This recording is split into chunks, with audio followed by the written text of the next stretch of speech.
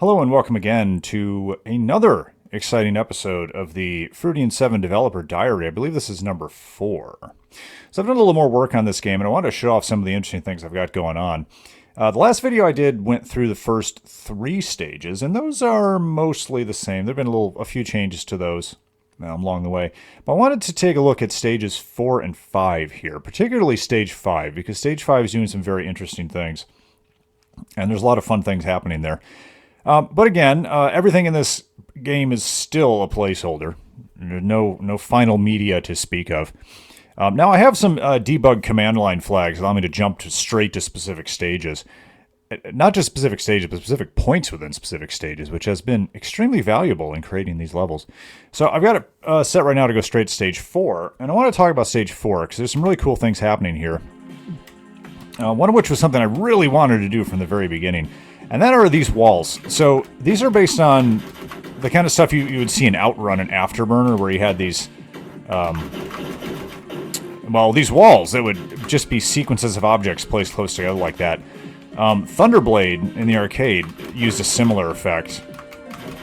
Oh, can we get between it? Yes, get between them. It's so great. And they look really cool in conjunction with the hills. But then I go run into this spaceship and get knocked over. That's not very good.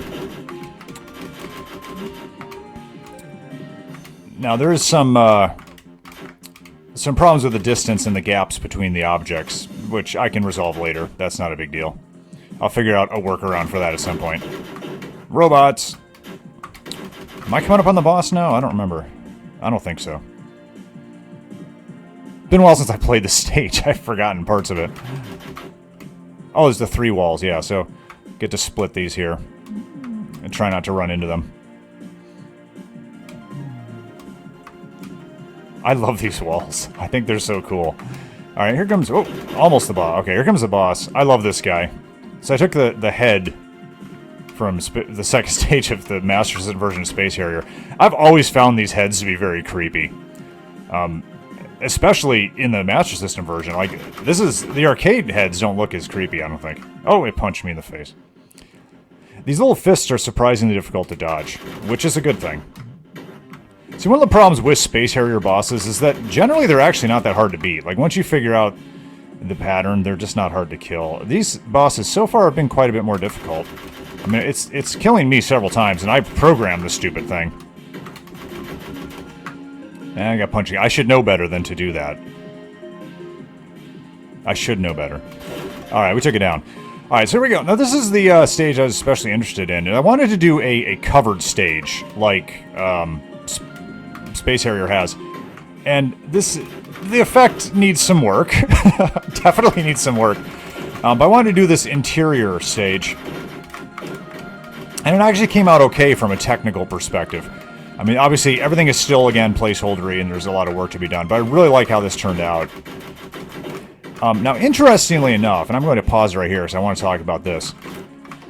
This is the first stage where I really started to run into performance issues. So, this is my first project using Vulkan as a graphics API.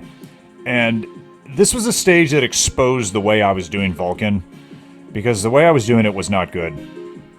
And one night I woke up. Well, I didn't really wake up. I was trying to sleep, and at about 10:30 p.m., I just had this thought. I thought, wait a minute, if I do it like this, it would work much better. And I had this all-night coding frenzy where I completely re-architected the way the stages were drawn. And it's much better now. I gained about 1,000 frames a second when I was done with it. And now this stage is just silky smooth. Like, I was running into some stuttering here before. But now it's great. And, like, for me, this stage is just a triumph of my journey in learning Vulkan, because I fixed it. I was so happy with myself. Let's go ahead and push forward through this stage. We got these fixed guns just launching stuff at me. And I'm getting close to the boss here. I love these central dividing walls, like how they look and how they turned out. Alright, so here comes the boss, which is inspired by the gun cluster bosses from Space Harrier, which there's a lot of those. But in that game, you don't need to destroy them. Like, they'll retreat after a certain amount of time. Oh, not my game. You're killing these things. What I love, too, is in the code, this thing is called the Prime Defense Battery, which I get a kick out of for some reason. Alright, so we'll finish this thing off. Alright. And now we get to the first bonus stage. We actually exit the fortress. And I just finished this. So I've decided that the bonus stage is going to be a little collect thing where you... Right now I just have these balls. I don't know if these are going to be long term, but you have to fly around and collect these objects. And I think I'm going to stop it right there, though. But that's, yeah, that's about where we're at with the game. So I've got those, actually 3 new stages done at this point because the bonus stage is also done. So that's 1/3 of the way there. So I'm planning 18 stages. So it's 6 down. Another interesting thing I've done is the video player. So my soon-to-be-released game on Steam, Magical Fairy Force Champion Edition, has a video player in it that has a bunch of the trailers and stuff that I released over the course of the game's development. And I wanted to do that here too. And so I've gone ahead and did a Vulkan version of my OpenGL video player. And I got it playing the release trailer for Magical Fairy Force. So here's a video within a video. And it's working. I mean, there are some caveats, a few glitches here and there, but for the most part, oh yeah, it's working. It's working great. I'm just very happy with this. So that's a thing now. I'm going to stop that now, though. Yeah, so that was a fun little aside, was getting the video playback working. But that's where the game stands right now. It's doing really great. I'm very happy with it, and hopefully we'll start getting rid of some of these placeholders very soon, I'm hoping. Later today, I think I might start pushing forward into Stage 7 and getting into the second third of the game. Things are going to ramp up. I already have an idea for the Stage 7 boss, which is the biggest thing to come up with for each stage is the boss. And I think I know what I'm going to do with that, so can't wait to get started on that.